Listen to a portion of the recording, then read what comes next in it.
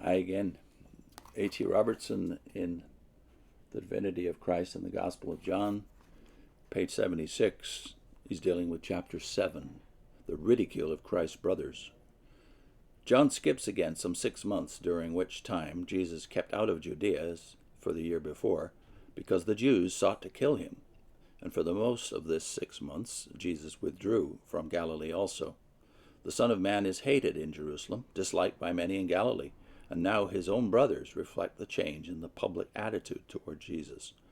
They had come to feel that he was beside himself, according to Mark chapter 3, verses 21 and 31, and now they became insolent and scornful in the sneering suggestion that Jesus was ashamed to appear in public anymore and was hiding his light under a bushel. "Manifest thyself to the world," they said, for even his brethren did not believe on him. That's chapter 5, verse 5. This heavy additional burden Jesus had to bear, misjudgment of his own home, and for a while, even by his own mother, the one of all others who did understand him and believe in him. But Jesus would walk his path alone if need be, so he did just the opposite of the impudent advice of his brothers when he did go to the Feast of Tabernacles. He made no claims to them. This subhead is the wrangle over Jesus at the Feast of Tabernacles. At the Feast of Tabernacles, 6 months before his death, Jesus is the uppermost topic of conversation, even before he comes and his enemies openly sought him, as if to kill him, according to chapter 7, verse 11. The multitudes from Galilee and elsewhere were divided over the problem of Jesus, for he was now the outstanding figure of Palestine and challenged the attention of all classes. Jesus himself was now a sign which is spoken against, set for the falling and the rising of many in Israel.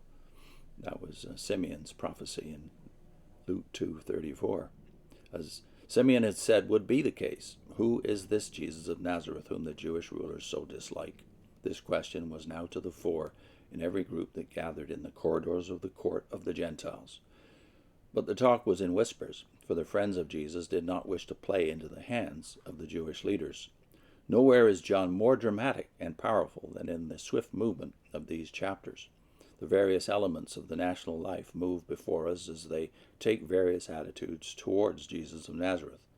Jesus is still the lodestone of human hearts, the standard of measurement for all modern men who cannot escape the moral appeal of the full stature of the manhood of Christ. Some deride, some praise and pass by, some linger and strive humbly to attain, but all notice the only full-grown man of the ages. So Jesus comes boldly to the feast in the midst of its celebration and stands in the temple, teaching without fear, though fully conscious of the electric atmosphere about him. The hostile Jews scoff in wonder at his audacity in trying to teach without scholastic preparation or ecclesiastical permit, a sort of theological ignoramus and freelance in their opinion. Jesus promptly accepts this challenge and admits the technical correctness of their charge, but denies the implication of ignorant invention of ill-considered teaching, because he gets his teaching directly from God. This is a fact which they can test for themselves by the willingness to do God's will instead of mere academic disputation, which gets no whither, and thus they will find no unrighteousness in Jesus. Then, while they listen with amazement at the skill and courage of Jesus, he suddenly charges them with failure to keep the law of Moses, which they praise so much and yet covered up with their own pettifogging rules, a cutting indictment of current Phariseeism in line with that of Matthew 23, and justified by the later Talmud itself. But like a bolt from the blue, Jesus lets fall this question: "Why seek ye to kill me?" The Jewish leaders are speechless at this putting them on the defensive, this reading of their own hearts in public.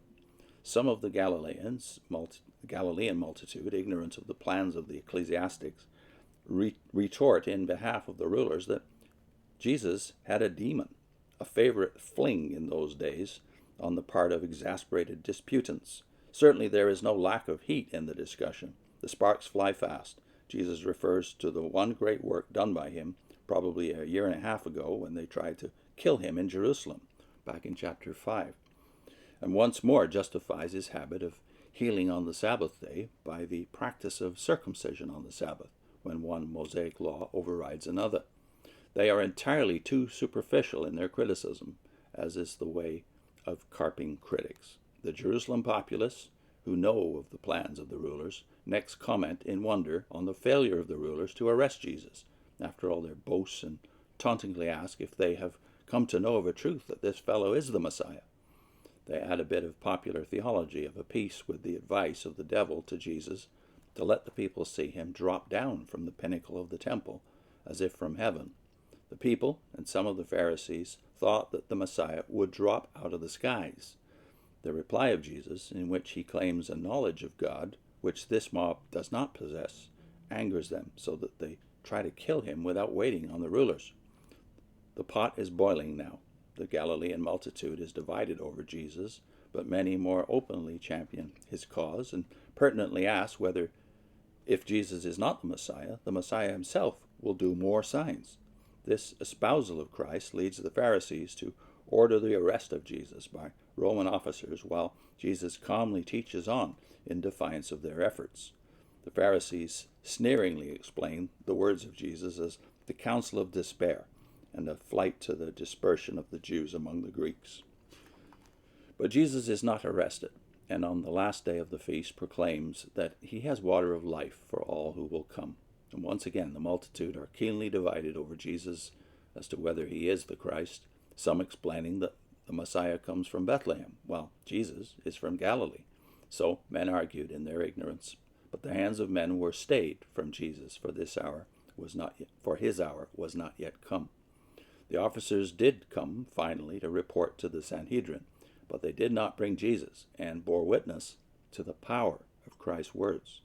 The rage of the Pharisees reveals their scorn of Jesus and of the accursed multitude, who they called the Amharetz, the people of the land, who alone follow the upstart Galilean.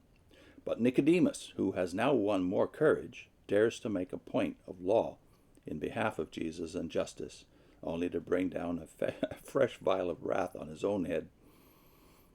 That takes us to chapter 7, verses 50 to 52. More on chapter 8 in the next section, as this confrontation is not yet over.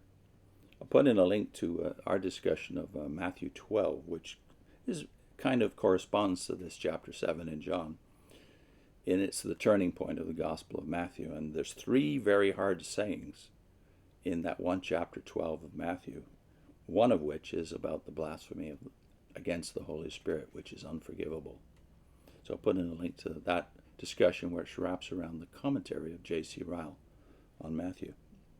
See you next time.